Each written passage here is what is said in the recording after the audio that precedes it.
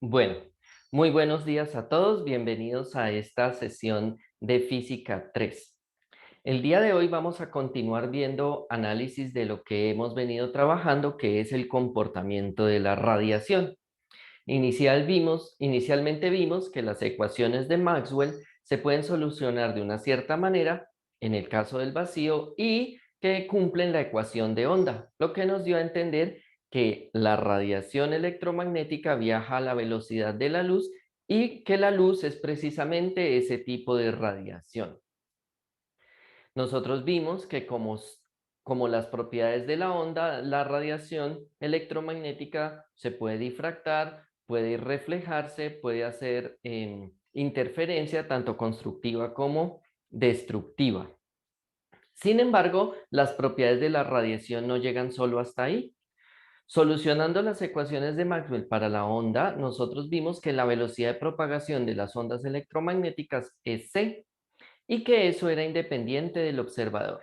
De manera que al juntar esas dos ideas, se vio que hay que cambiar la noción que se tiene del espacio y el tiempo y surgió la teoría de la relatividad especial de Einstein.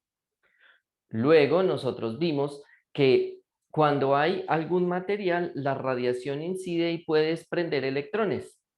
La teoría clásica, es decir, con lo que se venía trabajando, no logra explicar algunas cosas referentes a ese efecto que llamamos el efecto fotoeléctrico en cuanto a la intensidad y a la energía máxima con la que salen los electrones.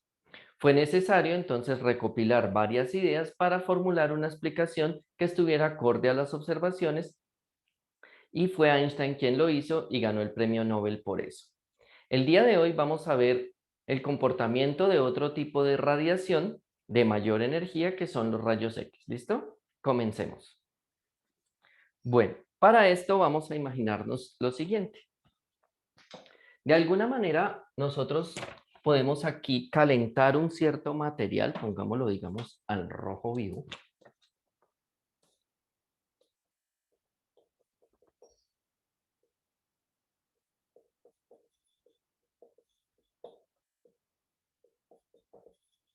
¿No? Entonces, claro, cuando yo caliento ese material, ustedes ya saben que la temperatura de un cuerpo es como una cuantificación de la energía cinética de las partículas que conforman ese material. Eso quiere decir que si está a una mayor temperatura, entonces esas partículas se están moviendo con mayor energía cinética y puede suceder que un electrón se desprenda de allí. Ahora, si a ese electrón yo le pongo una cierta diferencia de potencial, pues él va a sentir una fuerza y se va a acelerar. Entonces, aquí esto puede ser una cierta distancia y este electrón se va a acelerar, ¿cierto? De manera que ahora nosotros vamos a tener un electrón que puede tener una alta energía. Si esta diferencia de potencial es lo suficientemente grande, la energía que adquiere ese electrón va a ser E por el voltaje, ¿cierto? Entonces, pues si este voltaje es lo suficientemente alto, esta energía puede ser bastante grande. Ahora, ¿qué pasa si nosotros frenamos súbitamente ese electrón? Entonces, digamos que aquí colocamos nuevamente una especie de malla. Bueno, aquí pongamos, puede ser algo, un material acá.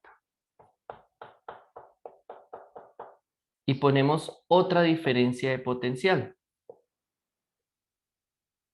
Pero, pues esta diferencia de potencial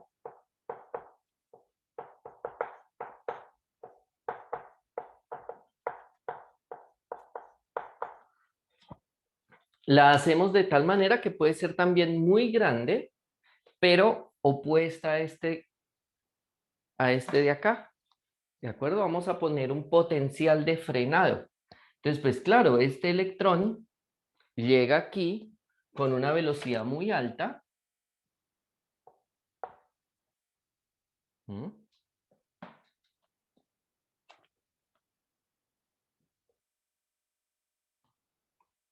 Digamos que yo aquí pongo una diferencia de potencial grande en una distancia grande, pero aquí pongo este potencial de frenado también muy grande en una distancia muy pequeña. Entonces es como si fuera un vehículo, ¿cierto? O un carrito Hot Wheels y estuviera en una rampa muy suave. Hagamos aquí el carrito Hot Wheels.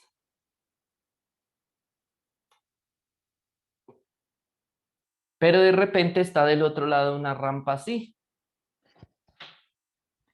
Si las dos alturas coinciden, evidentemente, pues el carrito Hot Wheels no va a salir volando, se va a frenar. Entonces nosotros tenemos aquí el carrito Hot Wheels. Por aquí va un carrito Hot Wheels que lleva una fuerte velocidad. Y por acá está este carrito Hot Wheels frenándose de manera abrupta. ¿Mm? Entonces acá tiene una aceleración.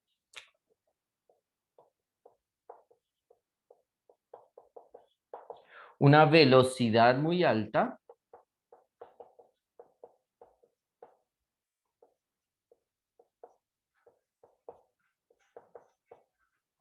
Y aquí tenemos un frenado súbito.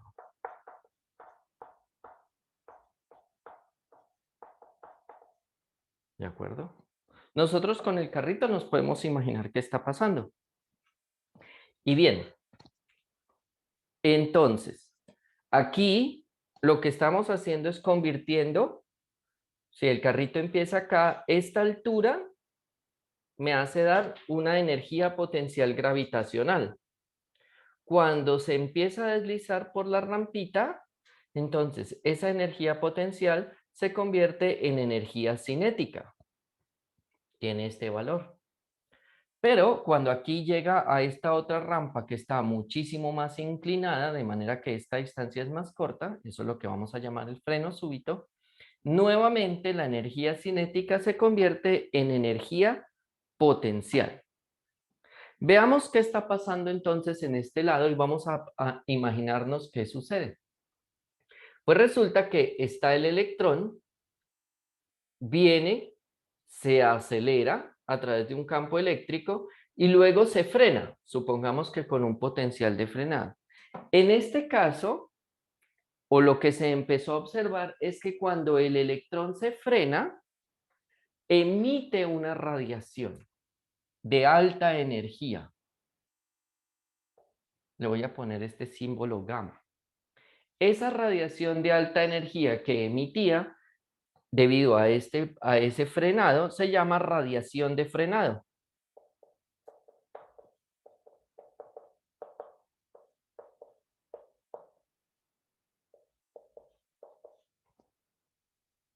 ¿Mm? Y claro, este electrón luego queda con, así se devuelva debido al potencial, va a quedar con poca energía porque la energía se fue en este rayo, en esta radiación que se llamó rayos X.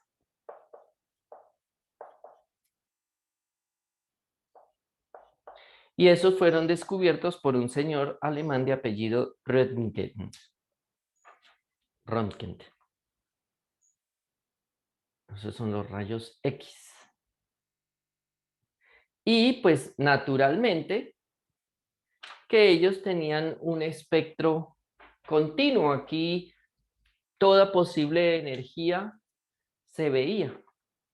Entonces empezaron a hacerse varios experimentos. ¿Cómo vamos a frenar este electrón? Una forma de frenarlo, que a veces es mucho más eficiente, y como lo hacen los físicos, fue estrellarlo contra un material. Entonces los físicos siempre se la pasan estrellando cosas. Es como, imagínense ustedes que llegaran unos aliens aquí a nuestro mundo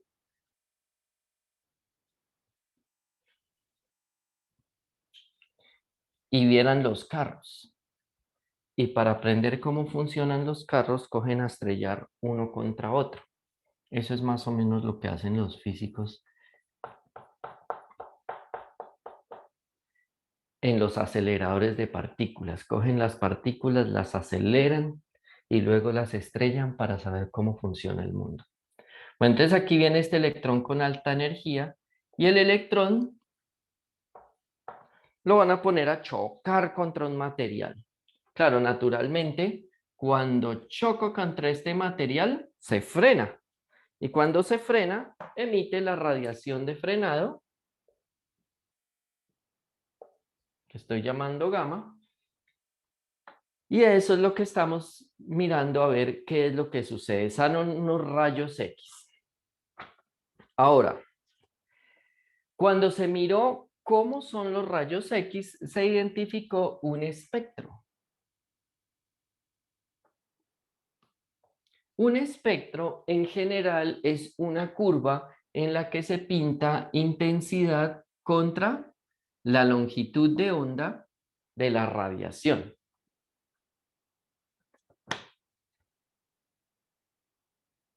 Y se dieron cuenta que había dos cosas. Primero que todo, que el espectro tenía una longitud de onda mínima.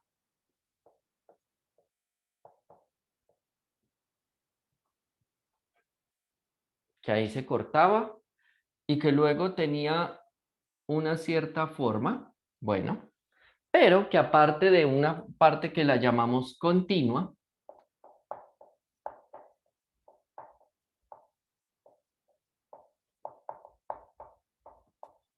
habían sobre ellos unos picos,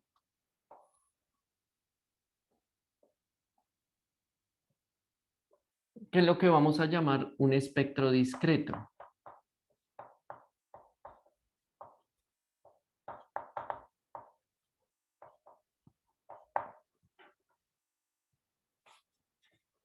Y resulta que ni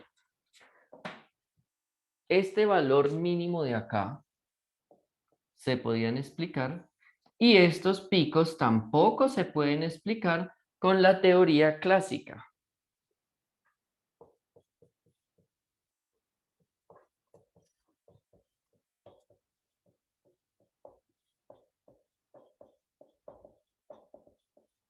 ¿Mm?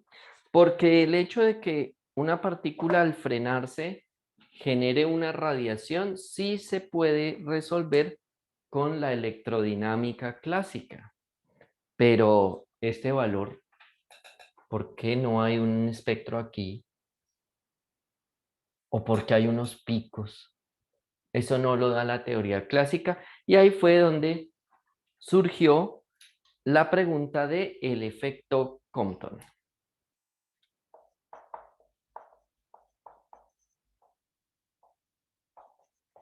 Entonces, el efecto Compton se basa en el siguiente experimento, que con mayúscula porque es el nombre de un señor. Resulta que aquí hay un material en el cual voy a hacer incidir una radiación de rayos X con una cierta longitud de onda. Resulta que al salir de acá, aquí va un rayo gamma prima, va a tener una longitud de onda diferente para un cierto ángulo phi, una longitud de onda diferente.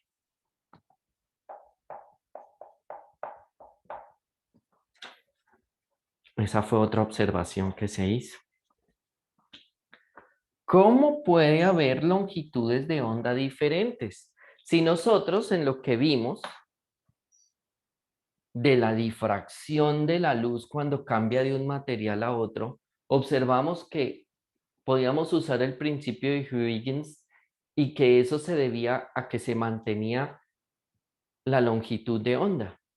Pero aquí se observó que dependiendo del ángulo, se observaba una longitud de onda diferente. Entonces, con los rayos X estaban pasando cosas muy extrañas, muy extrañas. Se podían producir los rayos X de varias maneras y acá sucedía que cambiaban de longitud de onda, tenían un espectro con un mínimo, había picos en los espectros cuando se hacían los experimentos de choque contra material y nada de eso era posible explicar con la teoría clásica. Nosotros vimos cuando trabajamos difracción, reflexión de ondas electromagnéticas, nosotros nunca cambiamos la longitud de onda. ¿Mm? Cuando Profe, nosotros vimos cómo la energía, que es básicamente la intensidad del, o la amplitud del campo eléctrico, no se ven picos. Entonces, eso dio pie a que se hiciera un análisis más profundo de lo que está pasando con los rayos X. ¿Sí? ¿Alguna pregunta? profe, tengo una dudita.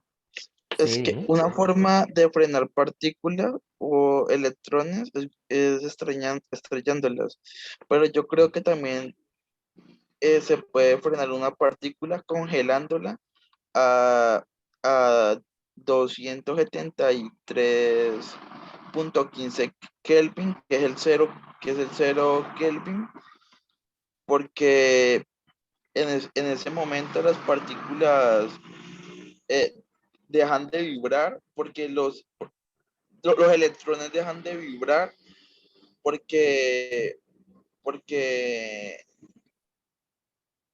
no sé cómo explicarlo.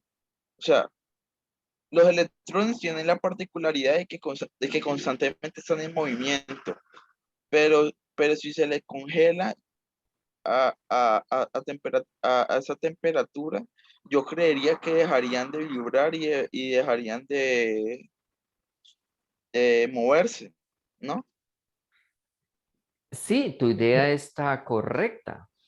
Cuando nosotros tenemos este material que está aquí, este material es realmente lo pinté de este color porque en general son materiales que están incandescentes. Incandescentes quiere decir por allá a los 1000 grados que ya están, como la teoría de radiación del cuerpo negro, emitiendo luz, ¿sí? Por eso es que la roca o un metal cuando se calienta se pone al rojo vivo y entre más lo caliente, más, pues el espectro se desplaza un poquito más hacia el azul y empieza a verse más blanco, ¿de acuerdo? Entonces, este material tiene eso, que está incandescente. Yo ya lo veo al rojo vivo.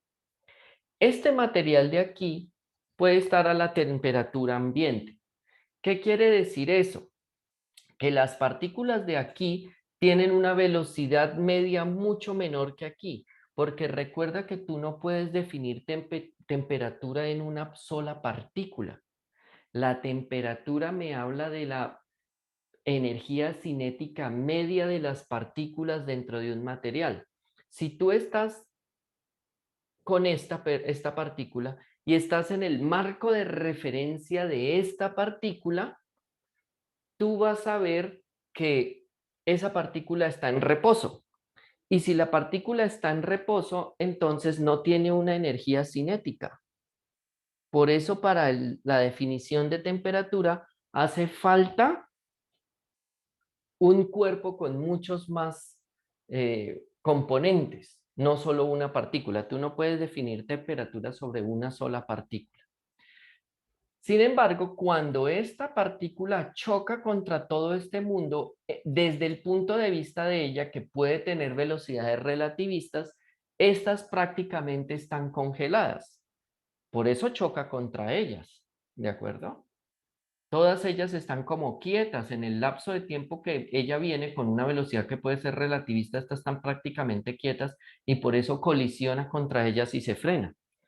No, digamos que no necesito hacer el ejercicio de poner este material a temperaturas tan bajas porque desde el punto de vista de este electrón que tiene una energía tan alta, ellas están prácticamente congeladas. ¿Sí me hago entender?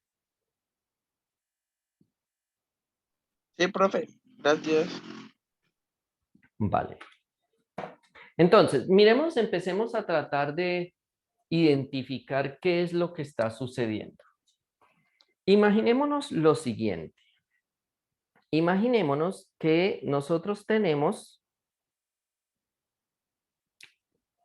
un rayo gamma, pero ya no lo vamos a pensar como un rayo. Vamos a pasar a la nueva idea en la que nosotros tenemos aquí un fotón. Y este fotón colisiona contra un electrón, ¿cierto? Y este fotón, pues es un fotón que puede ser de rayos X y colisiona contra ese electrón. Luego de la colisión, voy a hacer esto un poco más pequeño hacia la izquierda. Aquí viene mi fotón. Yo los uso con gamma. Aquí está el electrón. Y luego entonces lo que yo tengo es que mi electrón, aquí fue la colisión, ¿dónde está?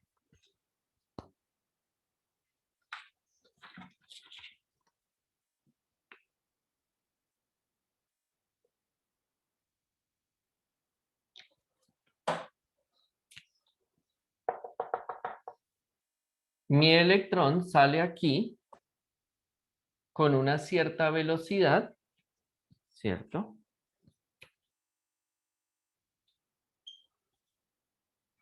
Pero mi fotón también sale de allí, pero no es exactamente el mismo fotón.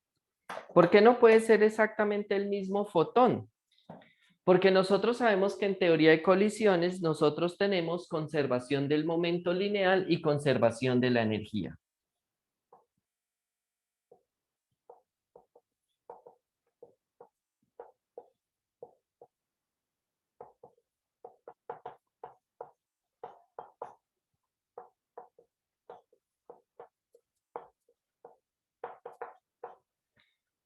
Y que si inicialmente este electrón está en reposo, todo el momento lineal de esta colisión está dado por el fotón. Y que si después este electrón tiene una velocidad es porque parte del momento lineal en la colisión se fue con este fotón. Y lo mismo sucede con la energía. La energía, este está en reposo, este está en movimiento, este tiene la energía cinética. Si ahora este tiene energía cinética, entonces este fotón perdió energía. Y si perdió energía, entonces va a ser, ya sabemos que la energía y la longitud de onda o la frecuencia en los fotones está relacionada, entonces este fotón perdió energía y por lo tanto va a tener una nueva longitud de onda. Entonces, ya nosotros sabemos que puede haber o tenemos que considerar la conservación del momento lineal y conservación de la energía. Pensemos por un momento entonces, ¿qué pasa cuando viene un electrón, ¿cierto? Él viene con una energía cinética, aquí viene, una velocidad, y esa velocidad se debe a una energía cinética, y esa energía cinética se debe a una aceleración que tuvo debido a un potencial. Entonces, pues va a ser la energía cinética, va a ser la carga del electrón por la diferencia de potencial. Y si este electrón choca contra un material, ¿cierto? Entonces, en el caso extremo, en el de que haya absorción total de la energía del electrón, va a haber aquí una radiación emitente. Pero ¿cuál es la energía con la que puede salir este fotón? Pues la energía de un fotón, la energía que tiene este fotón es igual a H, la constante de Planck, por la frecuencia. Este nu es la frecuencia de la radiación.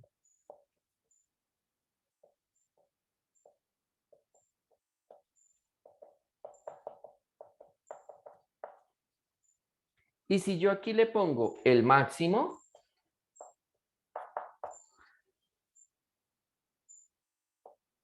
entonces será la frecuencia máxima de la radiación. Estamos en el caso en el que toda la energía cinética que tenía este electrón se convirtió en radiación. Entonces eso quiere decir que toda la energía se convirtió en H nu máximo. Por eso hay una frecuencia máxima. Y si nosotros hacemos la equivalencia entre la frecuencia máxima, entonces tenemos que EV es igual a HC sobre lambda mínimo. Entonces, teniendo en cuenta la conservación de la energía,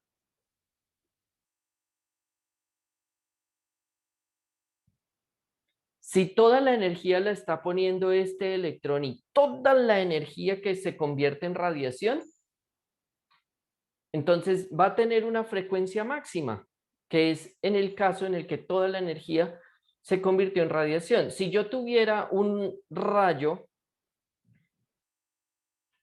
X con una energía mayor, implicaría que de algún momento se sacó energía y toda la energía viene de este electrón. Entonces, como la frecuencia y la longitud de onda son inversas, una frecuencia máxima implica una longitud de onda mínima.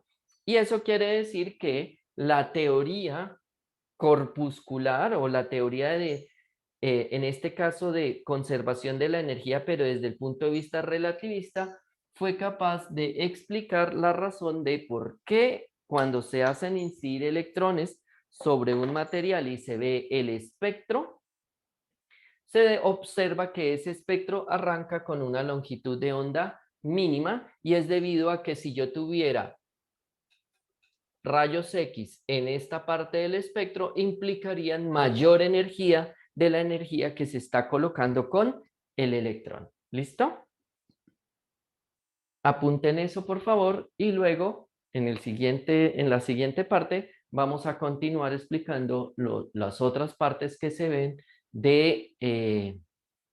en la interacción entre los rayos X y la materia.